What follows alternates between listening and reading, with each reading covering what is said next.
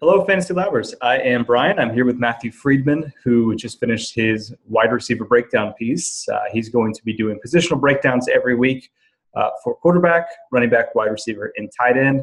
And then we're going to hop in and record just a quick video walking through some of the most interesting data points that he found while writing it. So we're going to start with the high-end wide receivers and sort of talk through. But just a quick note, wide receiver is definitely in a difficult position just because of the variance that goes into the position and the number of wide receivers. So although we'll only get to hit a couple in Freeman's written piece, he goes through a lot more. So definitely check that out. All right, let's start at the top with the high-priced guys, the four most expensive players: Antonio Brown, Julio Jones, Odell Beckham, and AJ Green. Of those guys, Beckham is questionable to play. He's playing on Sunday night, so that could be an interesting situation to monitor, especially because I'm not sure if we're going to know Sunday morning. So if he is out, that could shift around some ownership. But it seems to be pretty straightforward as far as who's going to be the highest-owned guy this weekend. Matt, what are your thoughts on these top-end guys? Yeah, as you mentioned, Beckham likely to be, or it's looking increasingly likely that he will be out. But you have the two guys at the top, Antonio Brown and Julio Jones. It's interesting that neither one of them really has a great matchup. They're expected to both be ahead in their games. It's a situation where there's no no hugely compelling reason to roster either one, with the exception that they're both just great players and you can have them in your lineup if you want them. Some people might be worried about the home road splits with Antonio Brown. He's highly correlated with Ben Roethlisberger in that regard. But with the return of Martavis Bryant, it's likely that he will be fine. In fact, he tends to be better with Martavis Bryant on the field than without him. So I wouldn't have any qualms about the home road splits or anything like that. I think Antonio Brown is in a fine spot. Julio Jones, 100 yards receiving per game is kind of like locked in for him, is like his average for the last 5 years. So he's also a fine play. I wouldn't have any qualms about having to go with him. The only thing is that he could maybe get kind of screwed a little bit by positive game flow and them just going with a run-heavy script. But otherwise, I think those two guys are fine. A pivot play that I actually do like is AJ Green, who actually on a points per game basis was the number one wide receiver in fantasy last year. 11 targets per game. I mean, he was a target monster. The one thing that is unfortunate in his situation is that ever since Jay Gruden went to Washington, he hasn't been a monster in the red zone. In fact, within the 10-yard line, he's been targeted at half the rate that he was with Jay Gruden in the offense. So it is pretty substantial. That said, even without a lot of love in the red zone, he's been a top 5 fantasy wide receiver for the last 3 years. So, I think he has a top 3 ceiling projection, whereas we don't see that with Julio and Antonio Brown.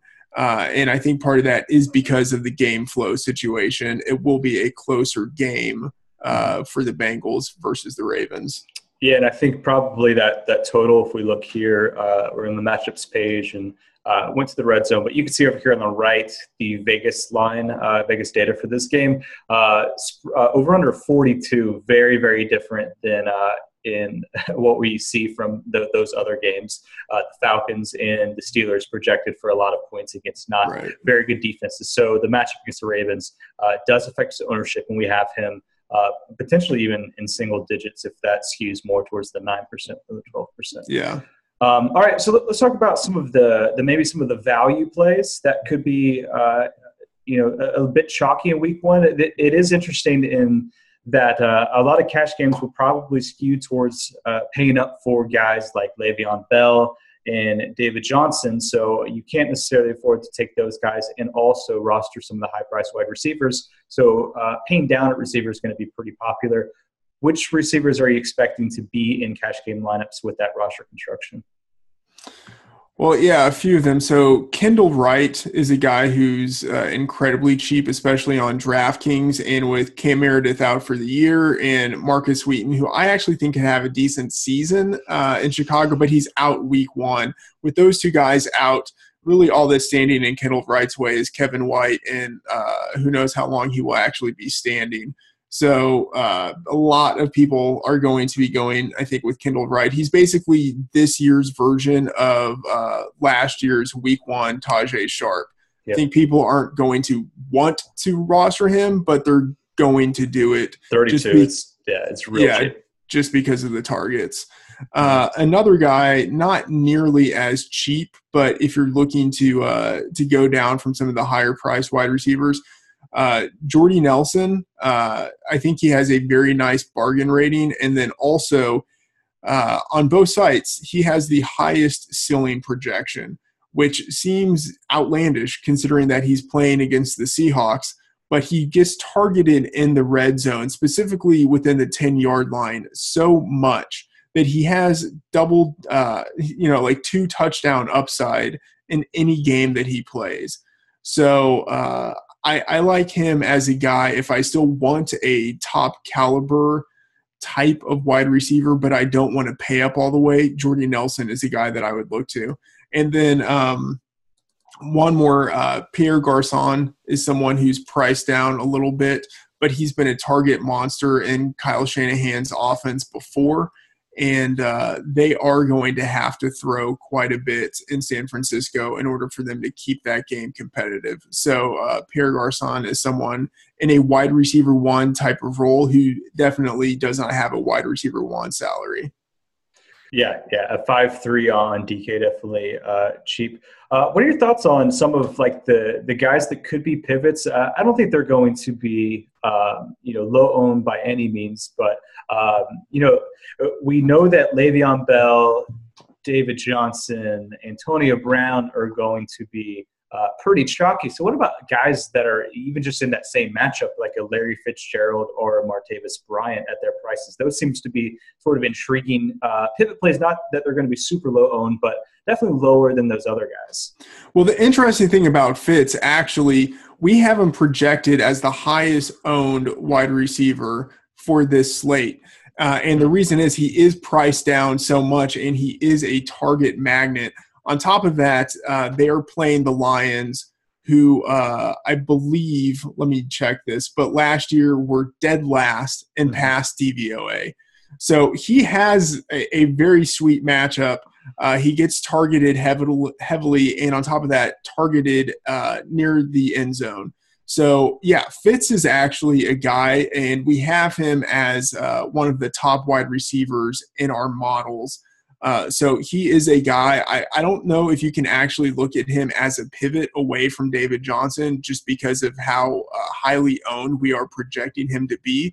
Sure. But I do like him. If you want Fitz, I think pairing him with David Johnson just to kind of like lower the likelihood of both of them being in the lineup, or putting him with John Brown or J.J. Nelson, both of whom are going to be low owned. I think that's a decent way of doing it. And then Paul Richardson as a pivot play or leverage play on Doug Baldwin, I like that quite a bit. Paul Richardson has a lot of upside. We've seen him splash with some big plays. And the Packers last year were a top 2 team in points per game allowed to the wide receiver position. So there is a lot of fantasy goodness that can be going around for the Seahawks in that game. Yeah, Baldwin seems to be particularly interesting as well, especially if you want a game stack. If you want to go Rodgers and Jordy and then roll it back with Baldwin, if you're projecting game script in that regard, Baldwin definitely has a lot of upside in this matchup and in this offense for sure. Yeah. And speaking of game stacks, it could easily go the other way too. You could easily go with Russ Wilson and Paul Richardson or Baldwin and then roll it back with any of the 3 Green Bay wide receivers. Yeah, for sure. Okay, let's go some quick hits. Just some remaining players that you found interesting, data points, GPP plays, anything like that. Yeah, one guy, and this might be a little controversial, but T.Y. Hilton, He still has elite type of talent, but he's in a horrible situation, and that's going to impact his ownership dramatically. We're projecting him to have, I think, less than 5% ownership in the matchup against the Rams. The thing is, the Rams, they're kind of good, but not really good. Like, they're a defense that might be transitioning to something that's good, moving from the 4-3 to Wade Phillips 3-4. But they're going to be without all-pro defensive tackle Aaron Donald, who makes a big difference for that defense. And on top of that, they have reconfigured their secondary. And so they brought in some new people and then shifted other people from cornerback to safety and safety to cornerback. So there is a lot of possibility for that defense not to look good, not to function as well as it will later in the season in week 1. And so in that scenario, it really takes only just one busted play for T.Y. Hilton to score a long touchdown. And so that is the scenario in which I think he could have a big game. Again, the ownership is really what you're trying to leverage with him being owned under 5%. And then one other player who is interesting is Kelvin Benjamin going against the 49ers, who last year were 31st in touchdowns allowed to wide receivers and 32nd in total points allowed. So, I mean, the 49ers just bad all the way around. Kelvin Benjamin is pretty much a touchdown machine, 0.5 touchdowns per game for his career. And the Panthers have a top 5 implied total. So that is what I'm looking at for Kelvin Benjamin. I don't think he's a great player, but I think this could be a game in which he monopolizes with some touchdowns. Last question. What do you think the pace is going to be? San Francisco, we could see here, second per play. They were way up there as far as just the pace of play. They wanted to move quickly with new coach. How do you think they're going to be this year in comparison to last year? You know, what's interesting is that last year the Falcons were second overall in neutral pace. So they played quickly under Shanahan. Yeah. So who knows if he's going to want to do that with this team. With Hoyer, he played slower and they ran the ball, which is what I think they will probably be looking to do. Yeah. But there is the possibility that they could pick up the pace, especially if they get down, which I think will happen pretty early. They're going to be playing quicker. Yep, that's a good call. All right, sounds good. Thanks, Matt, for hopping on. Definitely check out his wide receiver piece, but also quarterback, running back, and in tight end will be out momentarily right before Thursday Night Football. Thanks for watching. Guys. Talk to you soon.